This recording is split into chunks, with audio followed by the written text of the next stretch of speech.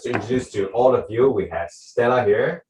Hi. And hi Stella, good to have Hi. you with us this evening. Thank you for the invitation. Yeah, we're absolutely very honored to have you because you have been a veteran in this real estate industry, and I understand before that you are in I'll say a profession that is very niche, like I understand into statistics, right? I was a stockbroker before, so because of my training in economics and statistics, those were my majors when I was in university. And because of my past profession, I tend to delve a lot into statistics, data and analysis of all this data to form my understanding of what's happening in the market. People are trying to understand whether what's going on in the market. It is a total reversal of the total, economic fundamentals, if I can say that. People don't really understand, like, how come in the pandemic situation where the economy is supposed to be a little bit more dampened, it is thriving in the real estate market. Yeah. Okay. I think that partially boils down to the fact that we are not exactly in a L-shaped situation, where the economy is concerned. We are neither in a U-shaped recovery. We are also not in a V-shaped recovery. So you can see that certain segments in the industry, like the aviation sector, the hospitality and all that, they aren't doing well. Yeah. But on the other hand, all the online platforms, the IT industry, the digital companies, they're all doing so well. So you can see that there is a difference in the fortunes of these companies. So all those that are doing very well, they are seeing a V shape. So this is the upper V of a K-shaped recovery. So when you have a K-shape, the upper V and the lower inverted V. The lower inverted V will be those industries that are affected very severely. Right. But the upper V are the ones that are doing so well. So the five big tech companies in the US, they account for I think 90% of the market cap right now in the US. Oh, okay. Yeah. Oh, those are very interesting figures, and I think today, us SGNs, which is like I would say a platform that we are trying to get experts like yourself on board to share. I won't say I'm an expert, but I do study the topic very badly. Yeah. Sorry, in my definition, that's already a subject matter expert. I try my best. And then we will always like to share what is the current trends in the market, and this is something that we would want to move forward with in our endeavor, so that everybody is always very knowing of what's happening on the ground. Because a lot of times people or most people actually read the news and then they say, oh my God, it's so negative, right? And then they can't understand or reconcile, like, why is this happening? Like you mentioned, like some of those very important key factors just now that most of us actually on plain sight, we read just the news and the facts, right? We can't do the matching. So I think today's topic is very interesting because a lot of us are trying to understand, like, hey, what's going on in the local property market, and what can they expect in the next 3 quarters. I think this is very important because everybody's doing a little bit of planning. Right. Yes. So your like again, if you have just joined us, we have Stella here, who's one of our veteran real estate consultants here along in Bobby Sung Advisory Group, and we're very happy to have her. And then I got some interruptions just now, but okay. And we are here to discuss a topic that's on everybody's mind, and it is: are there going to be cooling measures? So, Stella, in your opinion, do you think that the government would be implementing the cooling measures, especially since 19th of January, right? There have been 5 newspaper articles discussing this very big topic. Right. Okay, so I think, in my opinion, cooling measures are on the cards of the government. It is a matter of when they will implement them. It's a matter of when, not if. Okay, so that means, you see, right now we have a situation with COVID-19 again, Yeah. clusters forming and all that. So because of that, it might be delayed. Okay, but I don't think it will be done away with altogether, right? So if they do come, we have to brace ourselves for it. But we got to understand what are the objectives of the cooling measures. Yeah. Are they against us or are they for us? Mm. On the surface, it may seem that they are against us. It's not good for us, not good for the market. But if you look at what the intention of the government, what they intend to achieve is actually to have a steady, stable, and sustainable market. And that will augur well for all of us in the industry, whether we are stakeholders in whatever form. It can be developers, it can be own property owners, or even brokers in between, right? So I think that this is definitely cooling measures are good, provided they are targeted at the right market segments. So in my opinion, so if we can understand that the cooling measures is going to be part and parcel of our industry. It's just like COE is a part and parcel of the car industry. Yes. The COE will never be done away with. Neither will cooling measures be removed altogether. Yeah. Okay? Because that is a very good tool for the government to help us navigate through the economy, right? And of course, in the light of what's happening right now, we do see there are two major areas of concern that we have, and that is because of the amount of liquidity in the market. Yeah. Why is there such a huge amount of liquidity? It's because the government is worldwide, globally, right? In the US especially. So when they injected a lot of liquidity in the market because of the pandemic, they want to try to keep businesses from failing and all that. So when all this happen, it will cause asset inflation. Yeah. And if asset inflation is left unchecked, it will become an asset bubble. And that will not be good for us at all. Right. Okay? Because when the bubble bursts, everybody will suffer. Okay, so then of course the other thing is money supply. Yeah. I talked about the amount of liquidity that's going to be injected into the system. And so the money supply, especially M2, because M2 is money in circulation plus time deposits, not huge amounts, not like the deposits by the funds and all that, but more so of the everyday person in the street, the time deposits. So this will make up the money, the M2 money supply. Right. Okay. So if M2 money supply is it kind of builds up, it gets more and more, then of course there will be a case of too much money chasing after too few goods, right? And that is the basis of what? Inflation, right? So if you look at what is happening in the US, in 2019, just 2 years ago, their money supply, M2 money supply stood at US $4 trillion. Wow. $4 trillion. But and that is since the founding of the US, 1776. The founding of US, accumulation of their money supply up to 2019 was $4 trillion US. But just in 2020 alone, guess what happened? I think it's more than 100 over times. So it's actually a 350% increment. Wow. So from $4 trillion, it has gone up all the way to $18 trillion. So just imagine the 244 years of history, they accumulated 4 trillion. But in just 1 year, they whack in another 14 trillion. And now it stands at $18 trillion. Right. So that is an amazing amount of liquidity injected into the market. So if you see what has happened in 2010, when the Obama administration, they actually had quantitative easing, QE1, QE2, QE3, and so what was the objective of having all this QE was to prevent the banks from failing, right? Because of the risk that the banks were taking, and so they cannot afford for them to fail.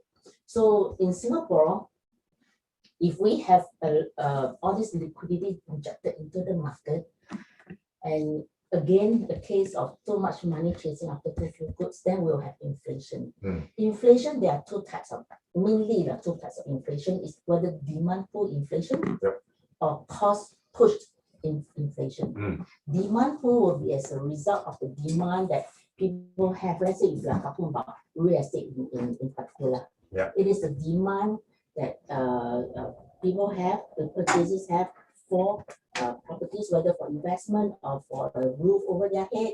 So that is demand pull. Cost push is like, for example, goods have increased in prices, the cost of materials are higher. So all this translates into higher prices because of increase in cost, right? So in that sense, I do see that in our real estate, it will be caused initially by demand pull inflation, and then after that, once that has gone up, and recently because of the material costs and all that, so it will be followed by cost push inflation as well. So prices will generally be on the rise. Okay, so if the demand keeps going up, what will happen is there will be when prices escalate this way, it will become a bubble. So that's why the government has to come in with stringent measures like loan to value, LTV, charges for developers, foreign listed developers, or listed developers who will be subjected to QC, ABSD, additional buyer's stamp duty, TDSR, total debt servicing ratio, minimum size, etc. All these cooling measures have been in place since 2010, especially. And so you can see that in Singapore, up from 2011, so 2010, since 2010, we have all these cooling measures, right? From 2011 until now, the Singapore property market has actually gone up. The index has only gone up by about 10% since 2011. You see the difference there. But for Malaysia, for example, it has already gone up by 80%, 80. Are we better? Are we worse off than Malaysia in any other ways? Politically, fundamentally, are we worse off? We are not. But our real estate has been lagging behind the rest of the world in terms of prices because of the cooling measures. And that is why today Singaporeans can still afford to buy good units at relatively good prices. Yes. I hear you on that, Stella, because when you were sharing with us all those very important touch points about what's happening around the world and about cost push inflation as well as demand pull inflation, I think that is what's the government role here is to try to make sure that it's affordable housing in Singapore. And I think a lot of the public have witnessed not only that prices are going in an uptrend for private housing, but for government housing, they're also seeing a kind of uptrend. So Stella, if you can foresee that the government is having an intent to do the cooling measures, what type of cooling measures would you foresee, and which market segments do you think it will affect the most? Okay, so I think that for now, there are a lot of uncertainties in the market. But I think that eventually the government may prefer to err on the safe side, by implementing rather than not implementing. So when they do come, I do see that they will try to avoid imposing measures that will affect the first-time home buyers, right? Because that may cause a loss in votes. So I hope that will not happen, because we do have a very, very good government. And that has attracted a lot of monies into Singapore, investment funds, and we are a safe haven. And that is also because of the strength of the government here, right? So if they err on the safe side and they do implement, so I don't think that there will be measures that will affect the first-time home buyers, but rather I think that it may affect more so the investors and foreigners. Okay, so investors, they may increase the loan to value. Okay, especially for maybe the second home buyers, second property owners, perhaps. That is only, in my mind, that may happen, the increase in the loan to value. Or Because if they currently the loan to value for first property is already 25%. If they increase it further, I think a lot of people will be hard put to put down, deposits. Yeah, the down payment. Yeah, the Yeah. down payment is going to be very, very hefty, Mm. right? So, and then I think that where foreigners are concerned, they may increase the ABSD, the additional buyer stamp duty. And that is because, you see, when the pandemic is over, when the vaccines are being rolled out and people are able to travel, and the foreigners are able to fly to Singapore to feel, touch, and see the brick and mortar, Yeah. then the buying interest will definitely be a lot more. Mm. Although I must say that in the last 1 year or so, ever since the lockdown, we've been selling properties via Zoom, via video streaming to our clients overseas, and we've been moving a lot of sales, especially in the luxury segment in that manner. Yeah. Yeah. I hear you on that, Stella, and I think the one that really shook Singapore was when the whole entire the Eden Yes. at Draycott was being sold to that very, they said, Northern Asian family. Yes. Yes. Well, we all contributed to his wealth through eating the rice crackers. Oh, I see. Very nice thing over there. Okay. Yeah. So with this, the market segment that we see, maybe not, but maybe more for second owners and up, as well as maybe, and that maybe includes the investors themselves. We want to understand that with these property prices, right, that are increasing because of maybe caused by the demand pool of the locals buying properties, or whether it's foreigners also buying properties, or even PRs who are investing in properties or buying local properties.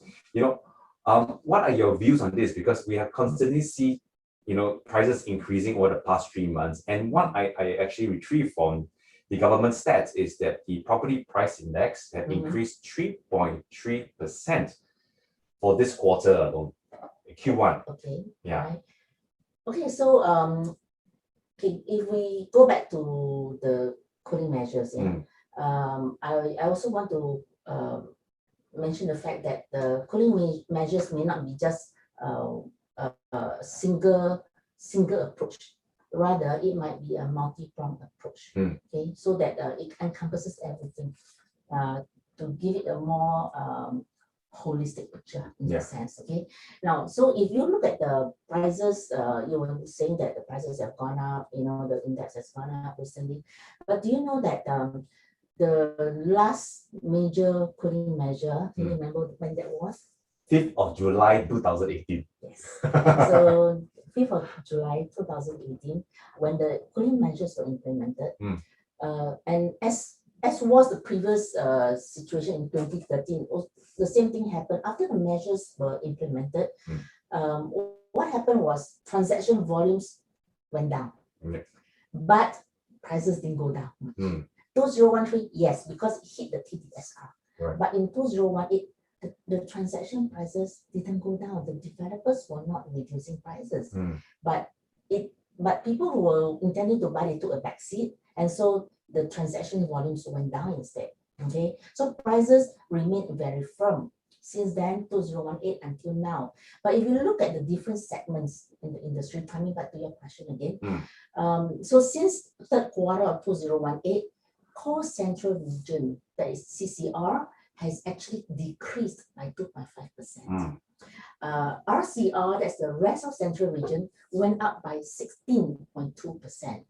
So you can see that RCR really went up quite a fair bit. And then, of course, outside central region, OCR has increased by 9.5%. So you're talking about 2.5% versus 16.2 for RCR and versus 9.5 for OCR. So if you look at what's happening in the market, right? I would say that the government, they may increase because a lot of foreigners, they would like to buy in core central region. That's right. And the prices have not actually gone up by a lot, except for certain ones, yes. Specific ones, yes, but in general, not really. Yep. Okay, so I think that even the cooling measures, it cannot be too hefty such that foreigners will totally stop coming to Singapore altogether. I think that's the last thing the government wants for it to happen, because we do see a huge number of foreigners, especially tech companies, setting their family offices in Singapore. Yeah. And because they're setting their offices in Singapore, they're actually looking at the luxury and homes for them, and also the executives. So when they set up family offices here, it will definitely augur well for us, because we become more exposed internationally. We become a very much a cosmopolitan country where people from all walks of life, from internationally, everybody can come here, right? And we want that to happen. Yeah. Right? And we have a very strong banking sector to support that. Yeah, but I totally agree with Stella on this very interesting point. Because as we see, I think the news, either, if I'm not wrong, should be this morning, I see about family offices, the increased demand of family offices being set up over here. And our government is doing a good job. I mean, even with the current situation where we are transiting back into phase 2, I think they have already done their due diligence to track everything about how we can contain the situation very quickly. Yeah, so I think that gives the foreigners alike as well as locals a lot more confidence in terms of putting their money in Singapore itself. Yeah. So, okay. So what do you think are the behaviors of the property buyers today? Because we talked about how they are actually actively looking. You talk about how RCR, or rest of central region, is having the highest amount of price increase, and that maybe translate to the demand. Could you share a little bit about what are driving them to take action so swiftly, all these buyers? Okay, so if you look at the consumer behavior of purchasers, I would like to say that the buyers are very well informed, right? Thanks to the professional agents on the ground, right? So buyers are very well informed. So they know about asset inflation. They know about the declining overall inventory in the market. They know about asset progression, what they need to do to plan, and what's the return they have, and to have a roof over their head, as well as a tool to accumulate wealth. So they are very well informed for sure. Okay. So then, of course, other than being well informed, they are very discerning. They are able, if I may use the analogy of phones, right? They will know what is the difference between an Apple iPhone versus an Oppo or a Nokia, for that matter, right? So you know the difference, right? So what older real estate, older properties will not have the same kind of features that new properties have, for example. So buyers are very discerning. They know what to look for. They know about land plot size. They know about finishing. They know about the appliances, the branded stuff, and all that. They know the difference between the features of the various products in the market. And of course, so because of that, developers will have to work harder to come up with a product that has unique selling points, USPs, and they would need to deliver good value in their products to the consumers, products that can transcend time, and not look dated after just a few years. Right, I understand. So definitely buyers will want to think long term when it comes to property investment. So other than being well informed and being discerning, buyers are actually quite decisive. They have to take quick action. So if they have money in the bank, right? They have their CPF or locals, and they see a good product with good investment returns, they are very decisive to take action. So, and because a lot of buyers nowadays, they are very educated, they know what's happening, they have already done their research. So when they go to show flats to view and all that, they are able to take quick decisive actions. So I think that is to sum it, is the general behavior of purchasers in the market. But if you are wondering why are they decisive, and that is because they have actually, I dare to say that many of them have gone from one new launch to another. Okay, and at a new launch, they see, okay, prices are good. Maybe the very first launch, they may be very, they'll do a lot more homework, right? And then they'll say, okay, if only it hits this, then I'll buy this and so on. And then they are encouraged to put in a check for balloting. Yes. Okay. And then upon sales launch, they found that their balloting number is not so good, right? So if there are, say, 600 units in the market, but they are the project has been oversubscribed by 2 times, for example. So 1,200 checks are collected. Yeah. And if your ballot number is 1,100, you're almost the end. So by the end, and you can hear that all the new launches, a lot of them are, you can see that a lot of them are sold, maybe about 2/3 sold out on day one. Anything from 50% to even 96% sold out on day one. Yes. Right. Yes. So the first time they go balloting, they have a lot more criteria. Then the second time when they ballot, go to another new launch, they found that they still didn't get a good number. Then after that, okay, third launch come, just put my check in. Fourth launch, I will still keep trying until I get a unit. Right. Right. So it's not a matter of, it's not a matter of us choosing a unit. It's whether the unit chooses you. Okay. Right. Because of the situation we're in now. And that is also because of the shortage of supply in the market. Fundamentally, we are very, very strong. Why do I say that we are very strong fundamentally? And that is because the debt to household assets, the liabilities, the household debt is about 33% of household cash and CPF position. So the debt position is very low. So Singaporeans, when they say Singaporeans are cash rich, yes, it's true. Singaporeans are really cash rich, as provided by the statistics. You can get all these stats from Singapore's SingStats, Department of Stats. You can get that easily, okay? So definitely that is the case. Household balance sheet is very strong. And number two, the supply of units in the market is dwindling, and they are dwindling very, very fast. Why is that so? And that is because if you look at the supply in the market, right now what we have, okay, so usually supply is rather fixed, meaning within a 5-year period, in general, in the last several years, between 2021 to 2025, during this 5-year period, we have a total of about 50,000 units that will go TOP. Okay.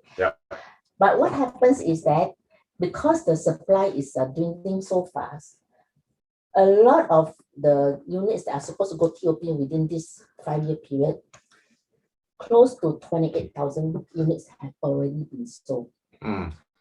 Only about 22,000 plus are available for sale over the next 5 years. Okay. I'm referring to units that are going to TOP within these 5 years. So that leaves us about what, 4,000 plus units per year. Precisely. But do you know what is the take-up rate per year? Tell me about it. Well, the take-up rate as per the latest statistics for new launch, uncompleted properties, I would say this falls in that category. Is 3,493. That is what, for the last quarter, right? For last quarter. How about for 1 year? Yes. Last quarter is 3,004. Correct. How about for 1 year? So we're looking at a ballpark about 13 to 14,000. Okay. So if let's say we go a little bit more conservative, how about we just say 10,000 units per year? Yes. Okay. So if we have a stock of 22,000 units and we have take-up rate of say 10,000 units per year, in about slightly over 2 years, all the stock will be depleted, it will be gone, it will be sold. Can you imagine? Aren't you glad you bought your property already? Oh, yes. Thank you so much. Because of your 2 hours sharing, I actually decided to be very decisive. So I found the category of the decisive buyer. That's great. Yeah, congratulations. Thank you. Prices have gone up since you bought your property, right? I was being informed that I already made money. Yes, that's right. That was just not too long ago. Correct. Actually, less than 6 months ago. Less than 6 months ago. Less than 6 months ago. Yeah, but we could see all the numbers. That's why. So if you have a take-up rate of 10,000 units a year, and the supply that we have in the market is only 4,000 over units per year. Yeah. We are definitely in short supply. Yeah. You know, to all the listeners out there who are listening to this very important statistics, it is generally a misconception, which I mentioned earlier, right? When you look face value on all those newspaper articles, what you will actually see at face value is that, oh, there is a lot of new launches coming up. That means there is a lot of new supply being injected into the marketplace. But actually what Stella showed you is an entire analysis of what is available in the next 5 years. Precisely. Yeah, which I think is something that's very important. And Sarah already mentioned that all of you out there are very well informed. With all those statistics that are just really out there, you can just Google it and you can really find it. And all the government statistics are very transparent. Yes. But it's about making an additional step to not just see what is on the surface, but to really go down to the right deep down into the core and find out exactly what is happening. I think a lot of this bias will actually decisive. Still, I don't know whether you agree, but maybe they have a lot of choices right now. Yeah. To actually go, that's what you mentioned. If I go to new launch A and I don't have it, I can actually go to new launch B, then I go to new launch C, which may be something that is allowing them. Is this something that you think is allowing them to make a more decisive decision because they already have the intent to buy? Right. But we don't have new launch A to Z. Yes. We may have A, B, C, D, E, F, G, and then no more. Right? We don't have that many new launches. So whatever that is left in the market, if you have, let's say, for example, less than 1.2 million, okay, budget to purchase a property, you go check out what is available in the market. You'll be surprised. Almost nothing at the moment. Almost nothing, right? Unless it's really maybe in some far-flung places, possibly. But in general, I will say that in relatively good locations, nearer to town, near CBD, near the Orchard, City Fringe, all that, I don't think you can get anything for let's say a 2-bedroom for 1.2 million. I don't think so. Yeah, it's very hard to find a unit in that sense. Yeah. Okay. Yeah. So and then of course the other thing is what I mentioned just now was the supply of units that will go TOP. But then there's another statistics, and that is the inventory that developers have in their hands. Okay, inventory that they have in their hands will include completed units, include units that have that are buildings under construction. Okay, and of course those with planning approval. Planning approval meaning they may have the approvals, but they have yet to launch. Yes. Okay, so from what I see of some statistics, is that whenever this average inventory dips below a certain level, and that is when we have the en bloc fever coming in. Yes. So in the last 15 years, the threshold, or rather, I would say the average figure in the market, the inventory that developers have on hand, is close to 32,000 units. Okay, so whenever units go below 25,000, you can see the en bloc fever building up. And the last two, in 2017, 2018, when the number of the inventory in the hands of developers went down to below 20,000 units. When it went to 18,000 units, I tell you that is when the en bloc fever came into full force, right? So definitely we want to monitor anything below 25,000. That is probably the start of the en bloc fever. Yep. So coming back to what's available now. Okay, now if I look at the first quarter of 2019, the amount of units in the market, the number of units in the market was 37,799, 37,799 units. But that was first quarter 2018, when all those units that had gone en bloc in 2017, 2018, they had sales licenses, they have the planning approvals and all that. So we can see that was the peak, 37,000 units. Average 32,000, remember? That was the peak at 37,000. But as of first quarter this year, guess what the numbers are? It's dwindled down quite a fair bit. Mm. The numbers have gone down to only 21,634. So that is a drop of 42.8%. In drop in inventory over the last 2 years. Mm. The drop in inventory went down by 42.8%. That's a huge drop. So because of the fact that the numbers are now below 25,000, we can see the fever building up again. Yeah. Right. It was going to happen very, very soon. I agree with you, Stella, because I've been seeing that in the news, there are a couple of collective sales and the en blocs are Right. actually starting to show signs Of that life. of Yes. life, right? And it was very scary because I was monitoring the collective sales and en bloc fever in 2017, 2018. I remember writing reports like crazy, right? Because every 1 week there's either 1 or 2 lands being sold. So yes. So I think that kind of momentum might, see a revival somewhere Right. along the streets.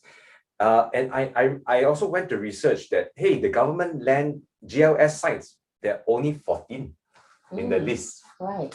And 8 are reserved with only 6 out for tender. So only 6 are confirmed on the Yes, confirmed list. correct. Yes. That's far too few. Far too few. So I Yeah. hear you on that particular reduction in land bank and inventory of the developers and what we can foresee them to do moving forward. So I think that says that what is the thing that we wanted to, that could probably, what they could expect in managing a buyer's expectations of what is going to be the future prices of the market, Right. as well as what are the available stock in the Yes. marketplace. So, we understand that of all this data and statistics, that you're also a very focused agent in the luxury market. So can you share with us what exactly is happening over in that segment? Although just now we heard a little bit of your inputs on what is the core central region, which is the luxury market segment, Right. that is happening in terms of its prices. We heard that there was a lot of demand Yes. especially by the foreigners. Okay. Yeah. So maybe let me just define what I mean by luxury market. So in general, in my own classification, I think there are 3 segments of the luxury market. We have the affordable luxury, and then number 2, we have the mid luxury, and then of course the higher end will be the ultra luxury market. All these 3 markets, the target audience is different. They're all different. Okay. So when you talk about the core central region, I must say that not all projects in core central region are luxury. They can be a mass market product. Yes. Located in core central region. Yes. That's all. That's what I learned very closely from you. So those are mass market, but located in core central region. And then in core central region, we also have, as I said, affordable luxury, mid luxury, and ultra luxury. Yes. But on the other hand, we also have luxury products that are not in core central region. Yes. Maybe along Meyer Road, for Yep. example. Meyer Road is the millionaires road of the East, right? So that is so over there is a luxury market as well. Yeah. Right. Although it's District 50, but District 50 is just a postal district. Singapore, the planners, they go by planning area. Planning area is more important than postal district alone. Yeah, agreed. Okay, so if we look at what's happening in the Lux market, I dare say that because the prices are in the mid luxury segment, mid luxury, I'll think of Martin Modern. Yeah. I think of Irwell Hill Residences. Okay, so in that segment, I think the prices are very palatable. It is maybe about 2004, 2005 per square foot starting from.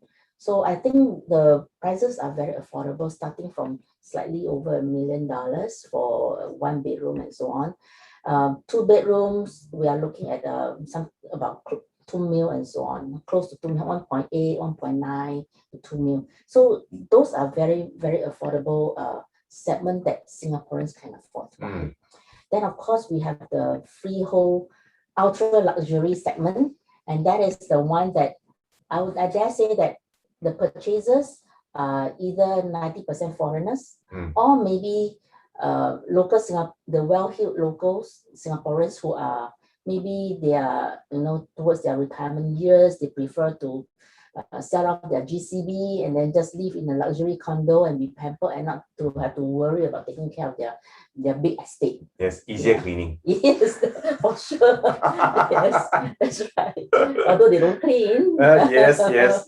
Less area to walk. Yeah. So I do see that the ultra luxury segment will continue to do well. Park Nova is launching. Yes. Right. We have the preview this week. Mm.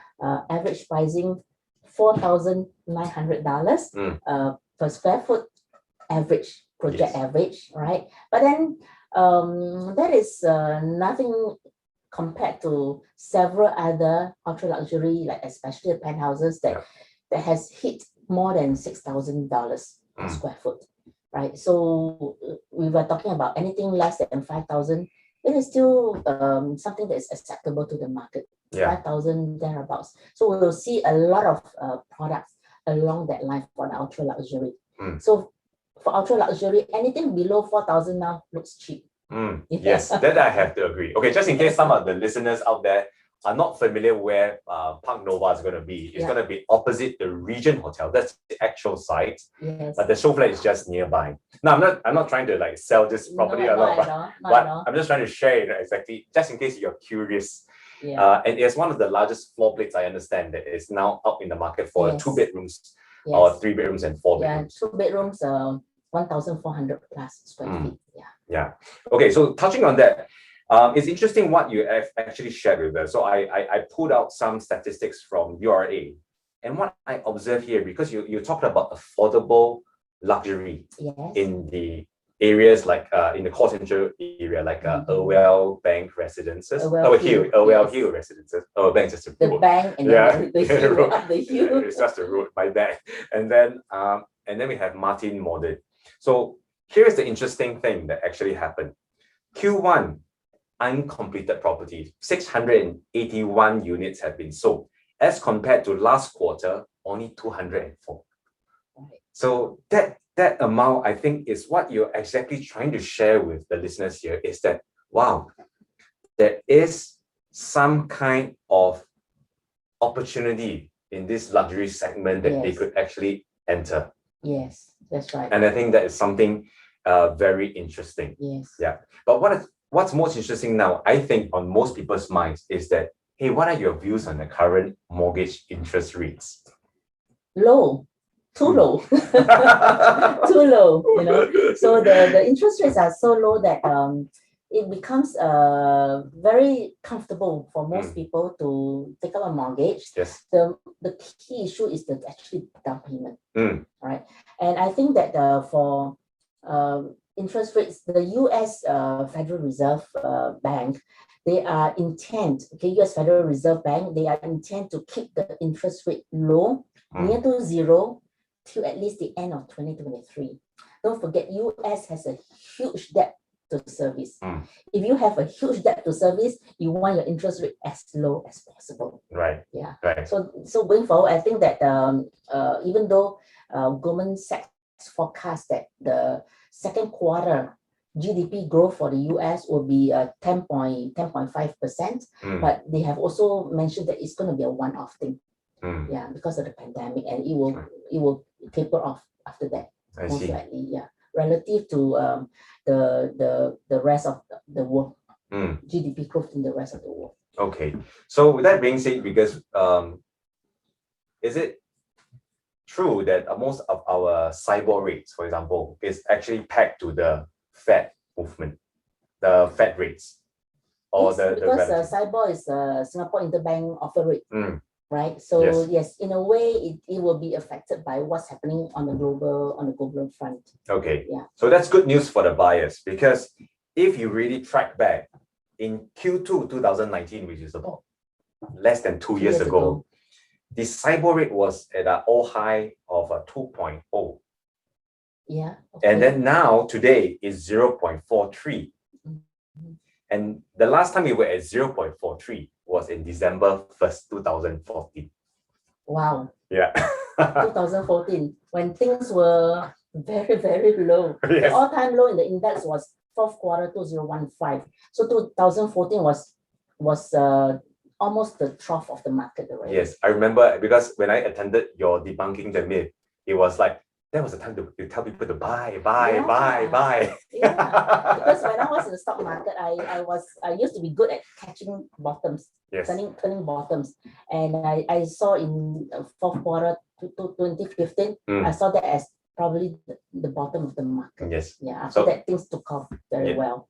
And just on another note, you're talking about the property purchase and all that. That's the Robertson Key area, isn't it? Oh yes. Yeah. So Robertson Key, I think you tend to benefit a lot from it because the whole area a lot of transformation ongoing. Yes. And then just to sidetrack a little bit, because just came to my mind. So yeah, so you have a lot of transformation and the whole area is just totally different. Yeah. Are you aware that out of all the units in the Robertson Key area, 2/3 of these units are actually what? They are rental units. Oh. Okay. So why am I talking about this? Because if the interest rate is low and you can get a 3% return, Yes. your interest rate is say about 1%, right? Mm. What you pay in terms of your mortgage versus the return that you get, you are still in the money, Yes. right? So by being a landlord, you still make money from your low interest rate and higher yield.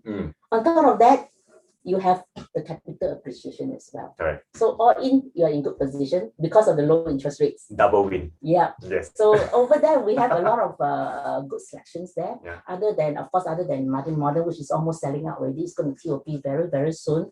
Other than Well Hill Residences, we also have the Avenue, which is freehold. We have Riviere, right? Riviere is just by the Singapore River. It's along the Singapore River planning area. There is another option you can explore as well. I think must tell people that it's the former Zouk site. Yeah, Then people will that's be right. will guess like, I know where it is. Yes, and they have the former Zouk the warehouses. I call them the mini Dempsey, right? They are located right there. Yeah. Yeah. So congratulations. Oh, thank you very Good much. choice, Robertson Key area. I had a good coach, so y'all better listen to her. Okay. So, okay, what can the property owners or buyers, what can the buyers and current property owners expect of the trend of property prices or property demand to hit in the rest of 2021? I think we will continue to stay strong. As I mentioned, even if there are cooling measures to be implemented, maybe transaction volumes will stay low for a little bit, but then people forget the pain after a while and they'll come back, and prices will continue to stay firm because the replacement cost, that means the land cost, will keep on going up. Yes. Like for example, I give you an example, say at Meyer Road. Meyer Enclave is very unique. Yes. There are 14 large plots, sea facing, 14 large plots, and they are all freehold. Okay, so whenever there is and there are 3 sites over there that are right for en bloc. 3 sites. Okay, so can you imagine when these sites, let's say the next round of en bloc, one of the sites goes on a successful collective sale, Yes. they will benchmark the prices against the current prices of new launches over there, right? Yes. So they will ask for a higher price. And so when these products, these en bloc sites are redeveloped, the developers have to put in their costs and everything. So the selling price will be another notch higher. So in a way, whenever we have en blocs, prices will start to stage by themselves. You don't need developers to stage the prices up. Prices will definitely stage up because en bloc sellers will definitely want to benchmark their asking prices vis-a-vis what is transacting there. So inflation, coming back to inflation, definitely we will see inflation because we are all doing well. There will be creeping inflation. That is the best. Creeping means slow, but prices will keep on increasing, right? But why are prices keeping on increasing? Because people have more disposable income. Yeah. And people have more disposable income because we have our jobs, Mm. our income, our business, right? So as long as the economy is doing well, things will continue to have prices will continue to rise steadily. Mm. So there will be crippling inflation. Prices of properties, okay, may run faster than inflation itself. Mm. So that is why if you have money in property, it is definitely a good hedge against inflation. Mm. You put your money in time deposits and all that. Now, I think I wouldn't advise my children to do that. Yeah, it's against the philosophy of investing, putting money where your greatest returns are going to be. Mm. Yeah. I think that's very good advice from Stella on what you can expect in the next 3 quarters. Of course, that's not because we are property consultants, that's why we're asking you to buy property. There are quite a lot of other products out there Right. to consider as well. Yes. But what Stella is saying that as a fixed asset, this is something that you can consider, especially if you want to hedge against inflation. Yes. Yes, I think that is a very important point. So Stella, the next thing we wanted to discuss is we understand that the COVID situation has sort of reduced the amount of manpower that is available. Mhm. And this has already caused delays in some of the BTOs, BUCs. And what are your views on this and how will it impact the market in the next few months to come? Okay, so that is a very relevant question because when you have rising material costs, that is cost push inflation, right? Yes, correct. So when we have rising material costs, rising labor costs and all that, developers face an increase in that cost. Agree? Yes. So when they face an increase in cost, do you think they can easily just pass it on to the consumers? It's not easy. Yes. Why? Because consumers, like yourself, myself, we all have TDSR and all that, right? So if we cannot get if the loan that we can based on our income, we cannot get such a big loan, how can we get a loan to purchase their product if the prices are too inflated? So developers right now have a very low profit margin, around about 10% or so. If they can get 15-20%, they are laughing all the way to the bank already. Like the good old days. Yeah, but that is not the case right now. Yeah. Right now, I think more or less 10% plus minus. So if the material costs increase and they are not able to pass on to consumers, then what happens? What happens? We benefit. Well, yes, we can benefit, but so it also can mean that there will be less interest in acquiring land and all that until situations improve. Situations are improving already for the developers. Why? Are you aware that they are starting to increase price since 1st of May? Right? A lot of projects already increased price. Yes. And situations have already improved because of the delays, shortage of supply, right? Strong demand, short in supply, delayed further by the pandemic, increased costs, right? So when there's a shortage of supply, we will benefit, especially for you, you're going to be a landlord in soon, right? So what will happen? Vacancy rates have gone down. Yes. Quite a fair bit. If you align the two charts of vacancy rate versus rental index, okay? Rental index from the trough in 2017 versus the peak in 2013, it has come down 14.3%. Come down, okay? But although the vacancy rate has improved recently by about from 7% to 6.4%, it has improved by about 18%. However, the rental index has only gone up 3.6%.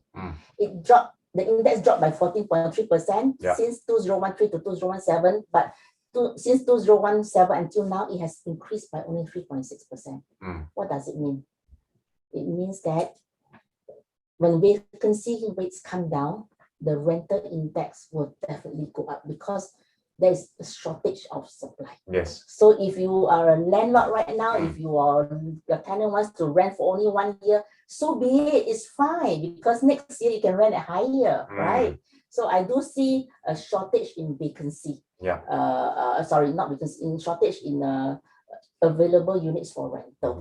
So it will benefit landlords. And I think that is something that maybe a lot of the public is having a little bit of a different kind of view, because all you're seeing is that, oh, there's a lot of people that are being sent home, and then there's not a lot of foreigners coming in. So who are my target? Who are my tenants, right? Yeah. But in fact, in the market, what is happening on the ground is that the truth of it, there is not much supply.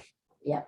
The supply is short on supply, and this last quarter, the increase in tenancy has rental units have gone up quite a fair bit. Because we've been admitting people coming back from overseas, and they've been taking up units. And units are so strongly. Do you know that some of the units you don't view, they just rent. No need to view, just put an offer, because everybody's bidding for the unit. Right, and they do it fast. Yes. So the buyers now, they act fast. Correct. Yes. Okay. That is true. Yeah, that's exactly what's happening. So I do see an outperformance in rental.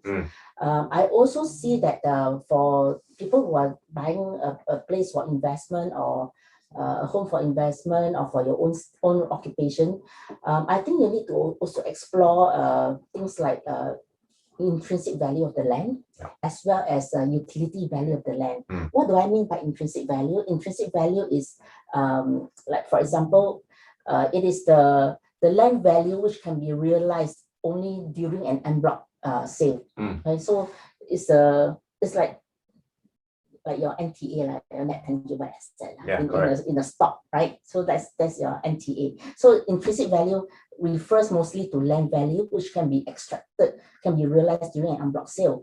Then what is utility value? Utility value will be what you can extract in the present, like, for example, things like your features, the facilities, the surrounding amenities, and all that. So something that you can utilize straight away. So this is what I call utility value. Yes. So utility value will definitely affect what? Your rental yield. If you have a product that has good utility value, your rental rates will be higher. You can charge higher rental, right? So when you buy a unit, you got to look at what's your intrinsic value, what's your utility value. If you have best of both worlds, that is great, right? Both intrinsic as well as utility value. So how do you extract intrinsic value? Maybe through en bloc, but then you got to ask how, when. You do have to hold the unit for the next 20 years, right? Because usually when you have a high intrinsic value for old projects, but then you do not know whether it can go en bloc, and whether there's consent to go en bloc, right? Then of course, if you have utility value, it's an immediate impact on your rental yield. Yes. So for those who are looking at the properties to buy, I would say that in the short term, your best bet is to buy new properties because of the fact that there's going to be a shortage in supply in the coming years. If there aren't any en bloc or not much land sale the last couple of years, can you imagine 3 to 4 years down the road, when the current supply is totally depleted, we don't have a lot of units available in the market. Then when you sell, you can fetch a higher price.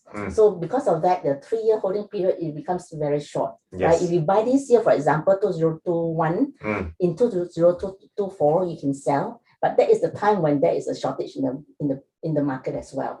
So I do see that newer properties currently will give you outperformance. Sometimes things look cheap for older properties, but then they stay cheap for a reason. Yes. Right? Because you're not able to extract the intrinsic value. But for newer properties, how you can study the intrinsic value of the property is other than the utility value. Intrinsic value you can study via development charges. What is the development charge the government is imposing on that particular plot of land? Because that is a very good proxy to the intrinsic value of the land. That is your DC charge, because the DC charge is a certain percentage of the land values over there. Okay. All right. Just to share with the listeners about what DC charge is all about, is that when you try to intensify your land to build more units, for example, how much do they charge per square foot, right? Per square meter. Or per square meter. Yeah, per square meter. So So if you see that the development charge, the charge, right, per square meter is very high. Let's say it's about 9 to 10,000 per square meter. Then you know that there is a good intrinsic value there, as compared to a place where it's only charging between 3 to 4,000 per square meter. Do you know where you bought the area? Yes. Intrinsic value is pretty high. It's not 9,000, it's not 10,000, it's 12 over 1,000. Thank you very much. Thank you for helping me make money. Okay, Stella, thank you so much for all this question. But I just have one last question. Yes. Okay, which market segment, CCR, RCR, OCR, do you think, in your opinion, will present the best opportunities for investment and own stay? Okay, so if you are also it depends on your affordability level. Correct. Okay, if your affordability level is just enough to pay OCR, so be it, just go for OCR, because OCR I think will still perform well because of the fact that we have a lot of first-time property purchasers, upgraders, right? And because of the what you call the infrastructure dividend, meaning MRT and all that, right? That Yes. will cause the value of properties near MRT to increase. So I think, and then of course you have the utility value and all that. So OCR, if you can afford just OCR, go for it, it's fine. But if you are looking for investment, okay, and of course if you can double up with your own accommodation, that is even better. If you can afford it, I suggest you go into Core Central Region, CCR. Reason being, if you are a Singaporean, okay, if you're a Singaporean and you are a first-time home buyer like Jackson, right? So you only pay the basic stamp duty. But when your neighbors, okay, the people who are buying the same project, they are buying higher than you because they are either PRs or better still, they are foreigners. They have to pay the additional buyer stamp duty, which is 20%. So your entry versus a foreigner, you are 20%, you are buying at 20% cheaper. That's right. Right. Yes. So when you can get out, they still cannot get out. Right. But then that's not to say that they will get out, because a lot of them park money in Singapore for the long term. Yes. They park money in Singapore for other reasons, right? And a lot of them, when they park money in Singapore in Core Central Region, the luxury products, they don't take loans. And because they don't take loans, there is no for sale just because somebody lost a job. They are not, they are business owners anyway, Yes. right? So they are not forced to sell. Most of the time, I would say, most of the time they are not forced to sell. So they use it as a holiday home and all that. So the prices of units in the market will be very much affected by the last 3 sales, right? So if you buy a new launch, for example, and the prices are determined by the developer, not because somebody has to do a fire sale. Correct. Right.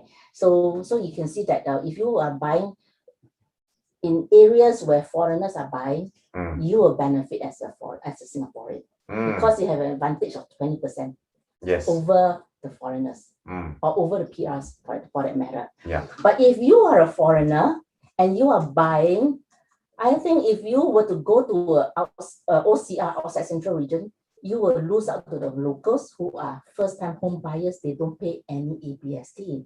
So you have no advantage whatsoever over the locals. But if you are buying where foreigners are buying, then you are on par with the rest of the people. Right? There are some projects in Singapore where 90% of the purchasers are foreigners. Yes. Yeah, so they are just happy, buying there and being a holiday home or whatever. So if they do sell, they know that they are selling the same. I mean, their entry cost was the same, 20% additional buyer stamp duty.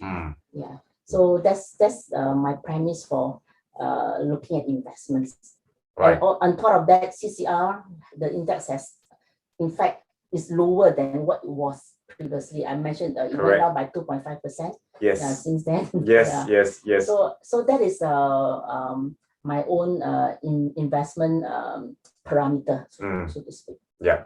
So, at the end of the day, whether it's a good investment or whether it is something that is palatable to you, it all boils down to calculation. Definitely. Yeah. And numbers. Numbers. And also, if you look at the index, you can actually find out a lot of very interesting clues that can allow you to understand what might be a forward trend. Yes. Yes. I think this is very important. But, if you're not sure, always just give Stella a call. Okay, any of our PropNex consultants, they're also well trained. Yes. I think it's very important. And a lot of times, just to share a case study, most of us think that paying ABSD would not allow us to make money. However, at times when you assess the intrinsic value, the utility value, the infrastructure value, and you compound everything together, and you must buy the right property. You buy the wrong property, you pay ABSD, also cannot. Yeah. Right. I have something to add to that. Mm. Okay, Morgan Stanley, they did a study in end of 2016. Yeah. And in that study, they said that the prices of Singapore property will double by 2030. Yes. That is a 14-year period. Mm. And how did they arrive at that? How did they derive that number of doubling? And that is because they use an increment of 5% per year. Mm. Okay, so if Morgan Stanley says in their report 5% per year, and so there's increment in prices, 5% per year. And then if you are looking at say a 14-year period, right, that will double. Correct? Correct. Because 5% compounded, you double, is actually 1.98. So 98% increment. Yes. Right? So that was Morgan Stanley's calculation. So based on that, now coming back to your question about the ABSD. If a foreigner has to pay 20% ABSD, is it still worth it to buy? So if you were to buy, say, a freehold product, okay, and then you have no pressure to sell, you amortize your 20% ABSD over the 10-year period that you intend to hold, for example. Or for that matter, if you buy a leasehold, if you can sell within after a 10-year period, you amortize the 20% over 10 years. 1 year is actually less than 1%. Yes. Right? Less than 2%. Correct. 20% over a 10-year period is less than 2%. So when you look at that in that light, okay, your cost per year is 2%, but your increment is easily 5%, and that 5% is not just on new launch. We all know that new launches gain a lot more. That the 5% was what Morgan Stanley used for the overall average in Singapore. So including resale and everything. Okay. So but definitely we want to concentrate on new launches because that's where that's the best bet for the money actually. So if you are looking at the 5% per year increment and your cost is 2%, on top of that, you still have your rental yield. Your capital appreciation, 5%, your rental yield, say net yield, say 1%. Net yield. Very conservative. Very conservative, right? So you have 6%, but your cost is 2%. Your ABSD cost is 2%. You still have a gain of 4%. Does it make sense? It still makes sense, for sure. Rather than putting in the bank. For all the banks out there, we have nothing against you. We are just trying to make some educative things to everybody. Okay, Stella, thank you so much for your time. I think you have shared with us very important information and what's happening on the ground. Okay, so just for a quick takeaway to the viewers out there, what are the 3 tips that you will give buyers who would like to take action this year? Okay, number 1, I think they should study the land values. Okay, like I mentioned about the DC charges, because let's say a piece of land in District 9 doesn't have the same intrinsic value as a piece of land in another piece of land in District 9. What is District 9 near, say, nearer towards the Nasim area? Yes. On District 9 at Tanglin area. Okay, it's very different from the District 9 near Mackenzie. Yes. For instance, the land plots are different, the DC charges are different, the land values are different. So you need to know how to discern, or through your studies, your research, know what is the intrinsic value of the land. Number 1, study land values. Okay. Then number 2 is to buy where the foreigners buy, right? In my opinion, because you are buying 20% lower than them. Yes. Right. And then number 3, get a good Propnex consultant to serve you. I think that's a very good tips. Right. So thank you, Stella, for your time. I think everyone has learned a lot from you. I learned a lot from you, even from this talk itself, because of all the intrinsic value, the utility value. Now it makes me have a lot more things to share with my customers, like, hey, when you buy something, right, you must look at all these different things, Yeah. especially if you're aiming for rental and a Yes. good rental Yes. and a fast rental. Yes. So I think those are some of very important keys. So, ladies and gentlemen, Stella here, once again, one of our veterans from PropNext, who is here to share with you all the things that you may not know just by reading newspapers and some reports out there. And I think that it's absolutely very important for you all to look at the statistics with another pair of eyes or another level or many levels down. That will really give you an insight. So whether it is in summary, whether it's a good time to enter the market right now, Stella, your take? Better than before. Yes. And because of what's happening in the market in the next few years, supply dwindling so fast, better be fast. Yes, you better be fast. Fast hands, fast legs, Yeah. always win the race. This time the tortoise cannot win. Yeah, Only the that's rabbit right. can win. Yes. Yes. Okay, ladies and gentlemen, this is Jackson and Stella signing Signing off. Have a Thank you. nice evening. Good night.